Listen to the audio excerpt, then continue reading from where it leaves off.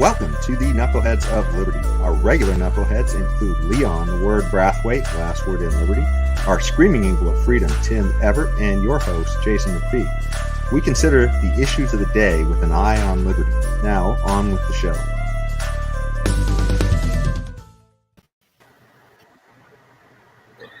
Good afternoon, and welcome to the Knuckleheads of Liberty.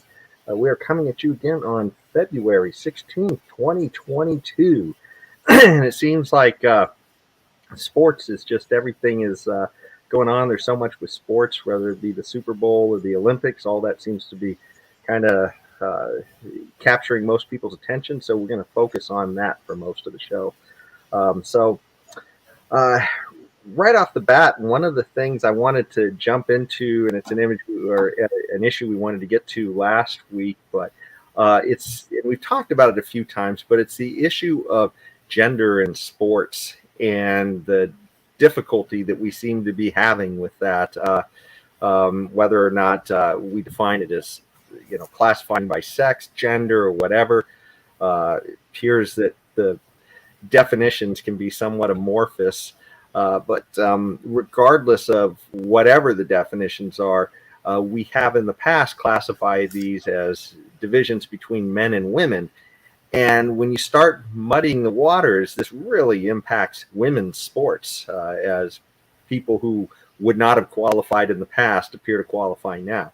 And one of the ones I want to jump in on that with, if we can bring the image up, and it has to do with the women's swimming.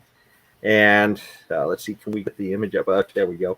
And on that, this is one of the biggest disparities we've ever seen, I guess. But where this one swimmer, I guess the person's name is Leah Thomas, but apparently it's just smashing records of the women out there winning by whole lengths of the pool. Yes, in some of these competitions, and appears to just be able to turn on the jets at will, to win these things. But it begs the question, because not only are they destroying these women's opportunities in sports, but exactly when is this person considered a woman to be in women's sports? When are they not? In this particular case, the person is in the women's locker room and is apparently pre-op, I guess, because when they're dressing, they're exposing themselves to all the women there. And apparently this person still likes to date women as well. So exactly what is it that makes the person qualify in this category? They apparently have a man's body. They have men's genitalia. They still date women. And of course, they're just smashing the women's, records too as well. But I just, it's hard to imagine, what, how this could be fair to women. You guys have any thoughts on this? She is a lesbian, don't you know, Jason? I mean, crying out loud, you're obviously prejudiced against lesbians that have genitalia. Yes, I don't understand that. Really, there's got to be a special place for if one thing only. These people have no shame. I mean, no shame whatsoever. I mean, there's got to be a special place in hell for losers that can't win on a level playing field at all and have to resort to this kind of nonsense. Special place in hell for those types, these types of I don't know. Okay, it's kind of like I'm lost as to what type of person they are at this point. I don't even really know if they are lesbians or not. Okay, I'm just telling you. That this is so bad on so many levels that I can't even begin to fathom. And I'd like to be able to wrap my arms around it. Sorry, not gonna.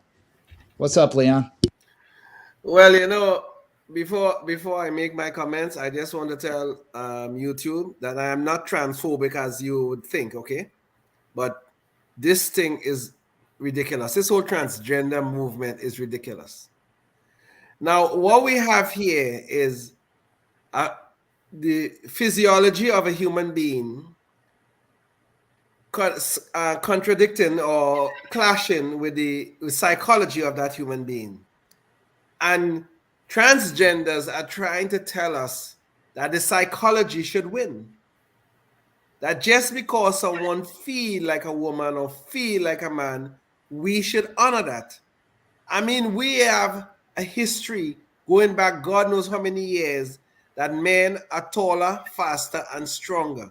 There is no doubt about that. No one argues that point. But yet they are saying it does not make a difference in sports. That men should be able, biological men who claim to be women, should be able to compete. Should really be able to compete with women, and that should give it a level playing field, and everything will be nice and wonderful. When you look at the results alone should tell you everything you need to know. Where in competitive sports do you see the kind of difference between first and second place that you've seen with this Leah Thomas? Where do you see that? I think there was one event where she or he, I guess it's she, won by 38 seconds. Where in competitive swimming or in any sort of competitive sport you see that kind of difference? You could almost go get out of the pool, go have a cup of coffee, and still end up winning the race, given the time between first and second place. But this is a disease. It's gender dysphoria. Okay, it's a sickness, I should say, whatever it is. It's gender dysphoria or gender identity dysphoria. And everybody wants to tell us that it is so brave. It is so brave to come out and say you're really a woman instead of a man. How is it brave? How is it? You are dealing with some sort of disorder that should be treated. And I'm of great sympathy for these people. But you cannot tell me that I am supposed to accept something that is in clear contradiction of science. And these are the people who love to tell us, oh, we should follow the science. Well, yes, let's follow the science. Men are taller, faster, and stronger. And let's stop pretending that it is not the case. Yeah. Now, Leon, you forgot about, I think it was Seabiscuit that won the final race in the Triple Crown by like 27 lengths or something, 29 lengths. You forget. So occasionally there are these disparities, but they are rare. And when it's so, well, Seabiscuit was quite consistent, but when there's consistency like this, I have a suggested sport for Leah, and won't even have to show his or her junk to anyone, and that is chess. I suggest chess. There's no advantage a male has over a female that I know of, unless they're You got to look at the number of grandmasters out there, and it's pretty stacked toward men. Now, I'm not saying they have an advantage, but for some reason, the finish line is loaded with checkers. Checkers. There you go. Checkers. Well, math, science, and chess are all dominated by men. Okay, so. All right. So, yeah. Okay. Well. Give me time here. Give me a little time. I'll you'll figure it out. I get it. Yeah. There won't be an advantage. It's something you said earlier, though. You talked about bravery, and and how brave some people say this is to come out like this. But to me, this is not a story of bravery of that individual. This is a story about the cowardice of the crowd. I mean, the idea that we're all sitting here and we're watching this injustice that's being done toward women, girls who've gone for decades, who have trained to compete in these sports, trying to get scholarships and succeed in other ways professionally, and then somebody just sort of jumps to the front of the line and blows past them, and there go all their dreams, because the crowd is literally too cowardly to want to come out and say, hey, this isn't right. And I would pay money to be a fly on the wall at these female competitors after the race when this guy blows everybody away. I would love to just listen in on what they're saying to each other in private about this Leah Thomas and hear what they have to say. I bet that would be fun fun. But no, I think this is cowardice on this Leah Thomas. This is someone that just can't win against men. So, hey, I got an idea. I'll just pretend to be a woman. I'll still get to date. I'll still get to show off my junk. I mean, if you're a little bit of a show off, hey, not a bad gig. Go into the girls' locker room, and you like girls to boot. I mean, you get to see them naked. And where's the downside to this? Where's the downside? I'm thinking, where's this downside? But this guy's a loser. I mean, just a loser. And this whole thing ought to be thrown out, disqualified, and give the second place person the victory and accolades, and go from there. And just stop this. This is not working. But the thing is though, even these so-called transgender activists know that there's something wrong and unfair going on here. Look around the sports world. Where do you see a transgender boy competing, or transgender man, I should say, competing in male sports and actually blowing the competition away? Where do you see that? You don't ever see that one, because the biology cannot support him or her competing against men. Okay? But nobody want to talk about that aspect of this whole little game that everybody is playing. As a matter of fact, this Leah Thomas was a male swimmer at the University of Pennsylvania, was never doing very well. But all of a sudden, Leah Thomas emerged, and Leah Thomas is blowing away the competition. Only that the competition now is female, biological female. Yeah. No, I'm shocked. He didn't have a stellar record against the males. It really shocked me there, Leon. And so just to make sure I understand your example, you're saying you don't see transgender women that became men competing against the men. Is that what you're saying? Okay. Yeah. That's right. I guess. I mean, well, maybe. No. Wait, Leon. Maybe we do, but we don't know about it because they came in last. Actually, I think there was some weird case, and I'm not. I think I get a little bit of. There was some weird case. Sorry about that. One of my other stories started going off, and before we got to it, but I believe there was some weird case where a female to male swimmer or something was also competing in a race. I thought that somehow this Leah Thompson was involved in, and I can't remember the exact story, so maybe I shouldn't be bringing it up, but I thought that person managed to win a race as well. And I don't know if that's because they're getting on the excuse me, they were identifying as a male, but they were still swimming in the female race, I think. Well, it's all getting so confusing. Exactly. Can't keep things straight now. That's exactly right what they're saying. It's very confusing. Yeah. So it wasn't, like you said, it wasn't going against and competing against the men. It was still competing against the women as somebody who's identified as a man, but still choosing to swim with the women, I think. So right. Yes.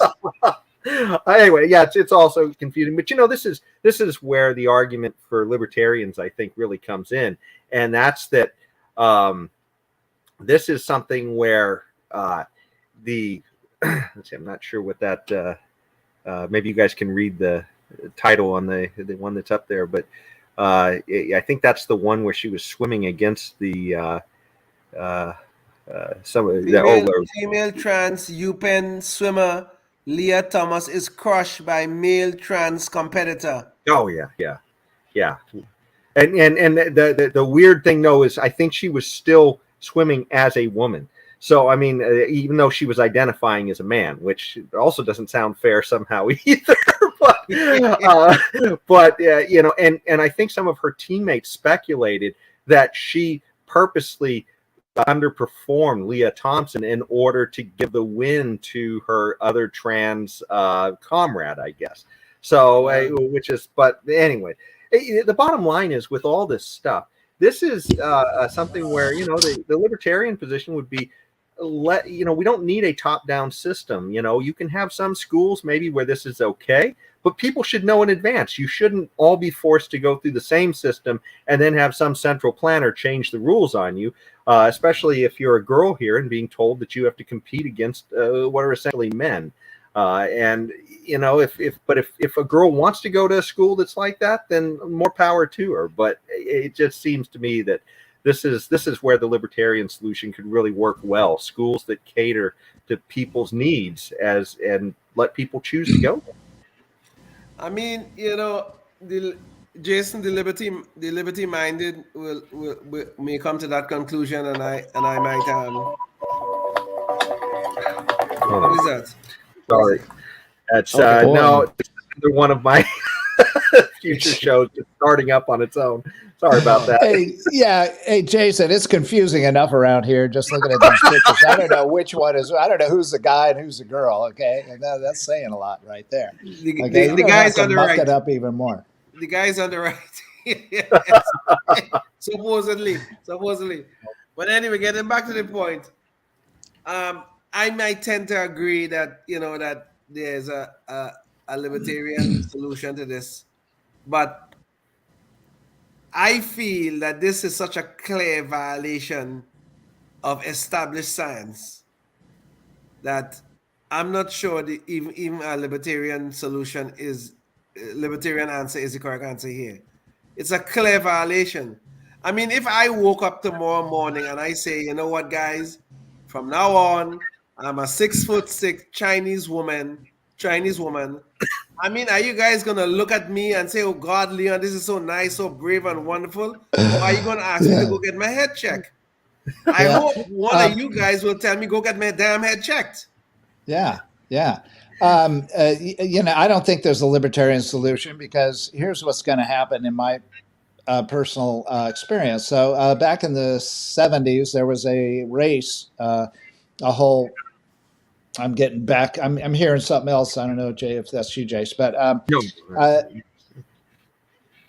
anyway, there was a Can-Am, Canadian American Challenge Cup series, which is a race series, very, very fast, the fastest cars in the world. Well, it soon became dominated by the Penske Porsche team.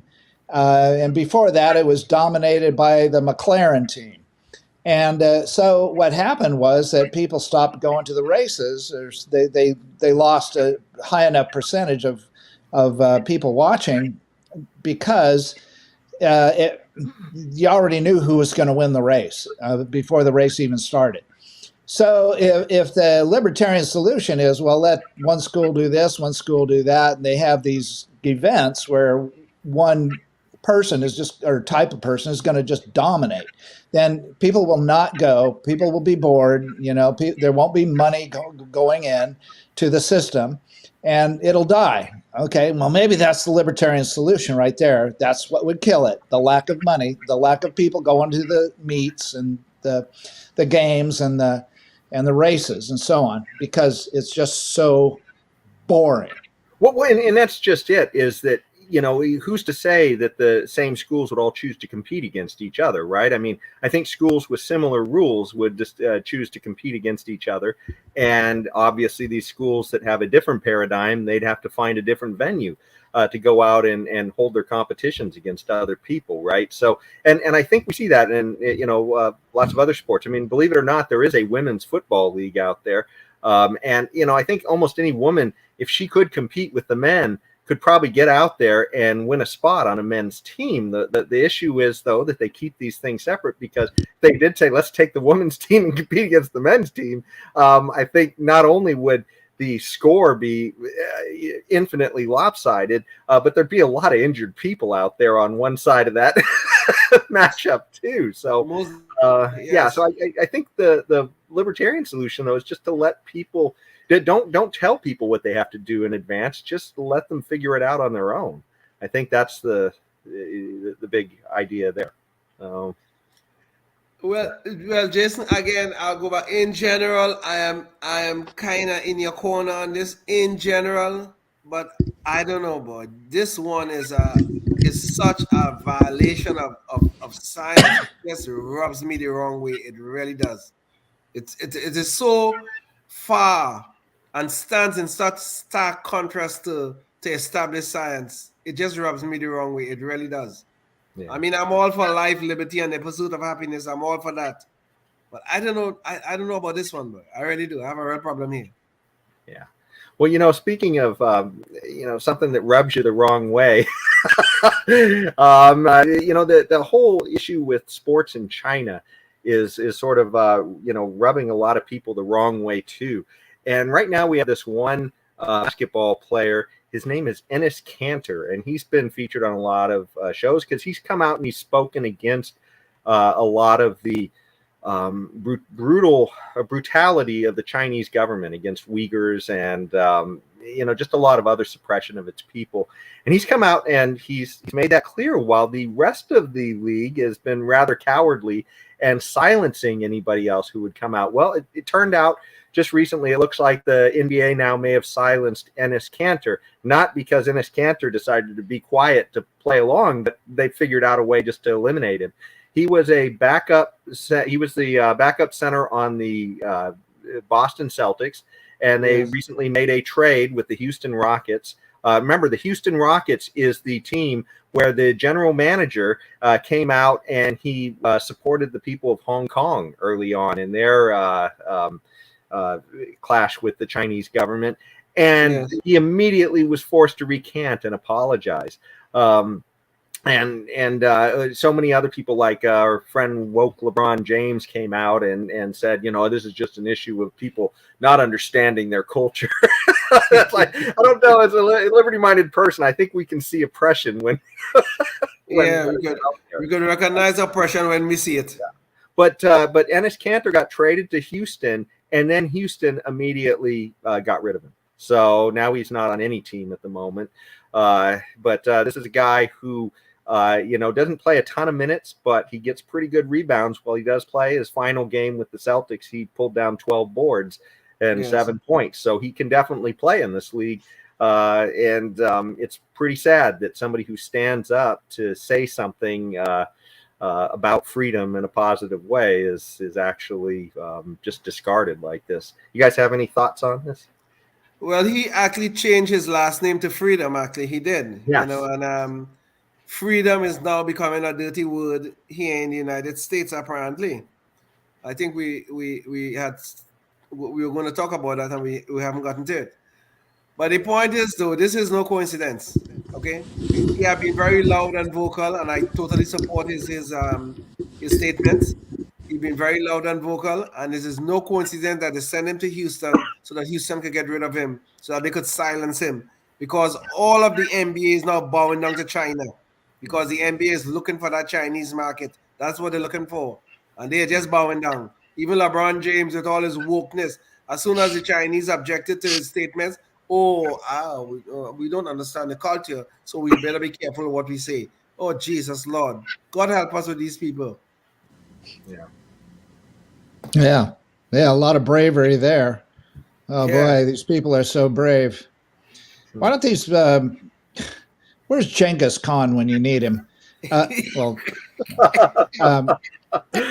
Freedom. For the audience, that their knowledge of history extends back 3 months ago.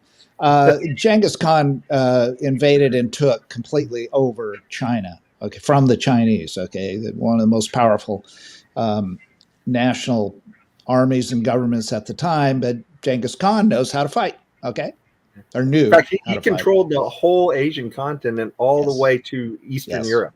So, which is pretty, yes, more territory than Alexander the Great ever thought of owning, and for 600 years, not just like.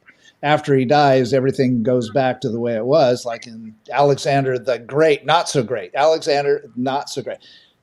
I like the guy. I mean, you know, I have a lot of respect for Alexander the Great. But, I mean, comparing him to Genghis Khan is, I'm sorry, it's a whole nother league, a whole nother ballgame.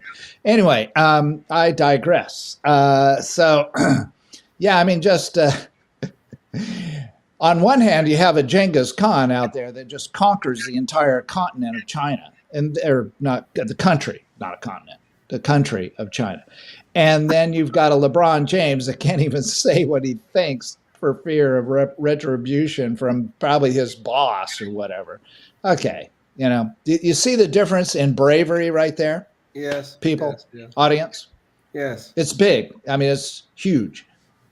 Yeah. Well, in LeBron's case, he's afraid of the endorsement for his sneakers. That is his fear. Yeah. Well, and I just feel for him. well, to be Yes. clear too to the audience, what the stakes are in this. After the Houston Rockets made that, I guess, misstep with China, they don't televise any more Houston Rockets games there. And the same thing was occurring with the Celtics after Enes Kanter Freedom decided to start speaking openly about what was happening in the Uyghurs. They just shut off the whole market to that team. So there's definitely overtones and strong arming going on. But it's too bad. I wanted to talk a little bit about China and the Olympics, but we'll have to get to that the next show because I want to jump into our Knucklehead Noise Patrol. And it's funny. We're talking about Genghis Khan. And almost a praiseworthy faction. You'd think we were a CNN reporter, but just talking about. Hey, wait a sec. Genghis Khan deserves praise. Okay, he killed tens of thousands of people. Yes. Okay, I understand. Okay, but he did a lot of good for the world. Okay, now don't be messing with my boy Genghis. Well, I think it's fair to say he wasn't pro-freedom, and that's kind of what I was getting to. No, he was not. No, he was not. You're right. Well, with the trucker thing, apparently that whole thing, and this is our Knucklehead Noise Patrol here, but that whole thing with the truckers up in Canada, it's escalated to the point where Trudeau has exercised emergency powers, and he is essentially cutting off the funds now, being able to bypass banking laws and such so that he can just take the funds people are sending over there to support the truckers' liberty movement going on there, the Freedom Convoy. And one of CNN people, reporters, he was out there. He was just, it's amazing. CNN's just such a punching bag for us. But he was essentially he was commenting on this, and he says, "This has devolved from vaccine mandate concerns to just anger concerns about sort of too many government restrictions, and they want their freedom back, whatever that means." Yeah.